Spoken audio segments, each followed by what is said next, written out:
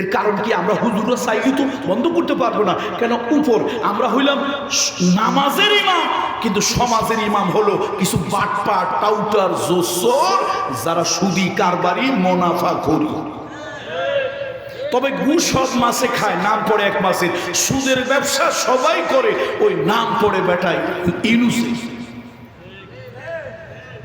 বাংলাদেশের সোনালী ব্যাংক, রূপালী bank, Pubali bank, অগ্রণী, জনতা, আশা, নিরাশা, হতাশা, ব্রাক, এগুলো কি শরিয়ত অনুযায়ী পয়সা করি লেনদেন হয়? কি অনুযায়ী? সবাই সুদ খায়, শুধু গু খায় সব মাসে, কিন্তু নাম পড়ে একটা মাসে। বাংলাদেশে কিন্তু সবাই, আর সবাই দুধের সর খায়, ওই একমাত্র বেটা ইউনুস সুদ খায়। বাকিরা সবাই কি খায়? দুধের সর খায়, সবাই সুদ খায়। এই জন্য সুদ ভিত্তিক অর্থ ব্যবস্থা এ দেশ থেকে উঠাতে হবে। তো যা হোক, আমার আসলে এই কণ্ঠে একটু সমস্যা। গত 3 তারিখে আমার একটা ডাস্ট অ্যালার্জি, কোল্ড অ্যালার্জির রোগ আছে। আমার রাসেল ভাই অনেক দিন ধরে এই আল্লাহর বান্দার সাথে আমার বন্ধুত্ব সম্পর্ক, হৃদয়ের সম্পর্ক, উনি জানে। আমি মাঝে মাঝে একটু হলেও অসুস্থ হয়ে পড়ি, প্রায় অ্যাটলিস্ট 10-15 দিন এরকম অসুস্থ হয়ে থাকি।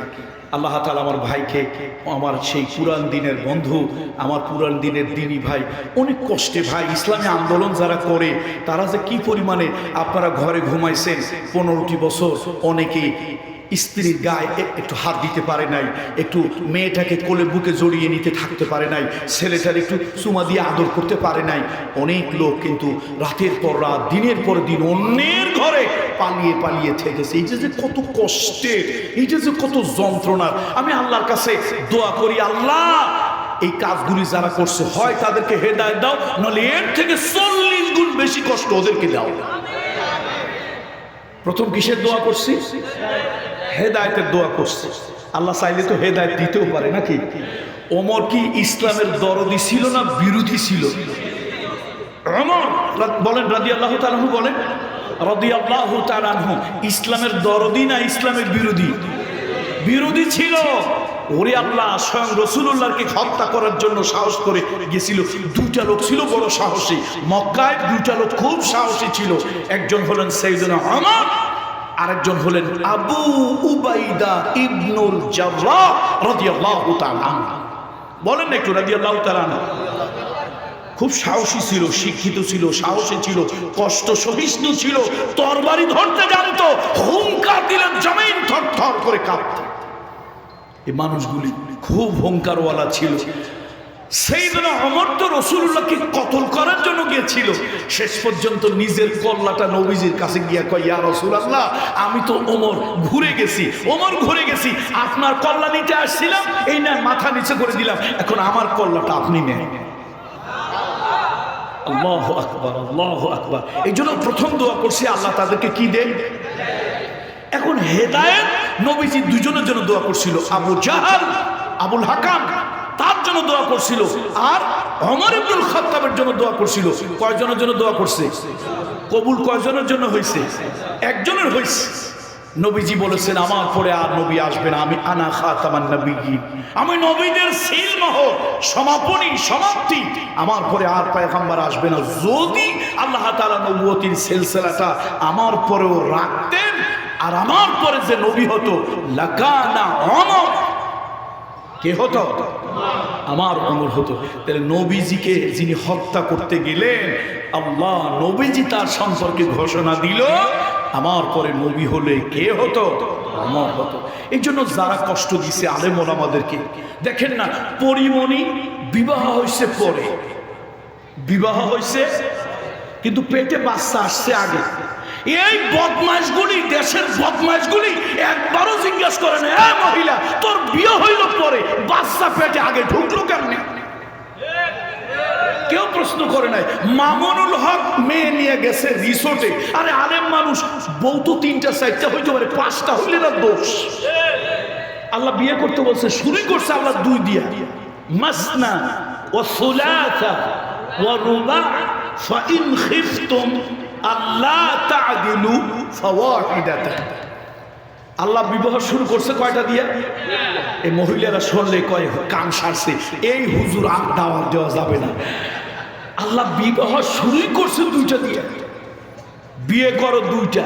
সৌদিরা জিজ্ঞাসা করে তোর আয়লা তোর হুরমা কয়টা, তো যদি কয় তিনটা চারটা আনতা কয়েস, আর যদি কয় ওয়াহিদ ইয়াল্লাহ আনতা বখিল মাররা বখিল আনতা, আরে তুই তো কৃপণ, এক বউ তুই কিপটা, আর তিন চারটা তুই ঠিক আনতা মিয়া ফিল মিয়া।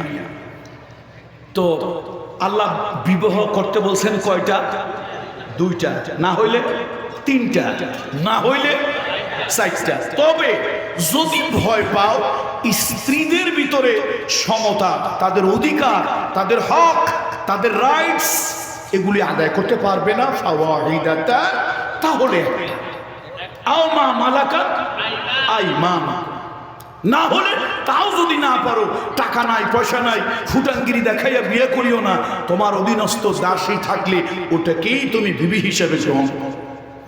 তাহলে ইসলামের সৌন্দর্য। খুকুমণি পরিমণি বিবাহ হলো পরে, পেটে বাচ্চা ঢুকলো আগে, তার কাছে লোকেরা সার্টিফিকেট চায় না। মামুনুল হক একজন আলেম মানুষ, আলেমরে বেইজ্জতি করতে পারলে জাতি বেইজ্জত হয়, আলেমরে লাঞ্ছিত করলে জাতি লাঞ্ছিত হয়, আলেমের গলায় কলঙ্কের মালা দিলে ইসলামকে কলঙ্কিত করা যায়। এই জন্য জিজ্ঞেস করে কই আপনার সার্টিফিকেট কি? আচ্ছা, বিয়ে করে কি মানুষ বউ সাথে নিয়ে সার্টিফিকেট নিয়ে ঘোরে নাকি? এই আপনারা যারা বিয়ে করছেন কয়জনের সার্টিফিকেট আছে?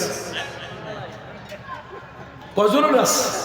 আপনার গত কাম সারছে, খবরদার চন্দ্রগঞ্জ তারপরে মানদারি বউটো নিয়ে যাবেন না, নাতিপুতির সাথে পাঠায় দেবেন, নিজে নিয়ে যাবেন না। যদি দিনকাল খারাপ হয়, কেউ যদি কয় এই বুড়া কারে নিয়ে চাচ্ছ, সার্টিফিকেট দেখাও, তো দেখাবেন কোথা থেকে? দুঃখে বলি কথাগুলো, যা হোক। তো আমি আসলে একটু অসুস্থ, তেলাওয়াত করতে গেলে আমার একটু সমস্যা হচ্ছে। আলেমরা বুঝতে পারছেন না, তেলাওয়াতে একটু সমস্যা হচ্ছে। আল্লাহ যেন আমাকে সুস্থ করে দেয়, বলেন আল্লাহুম্মা আমিন। আল্লাহ আল্লাহ আল্লাহ আল্লাহ আল্লাহু আকবার।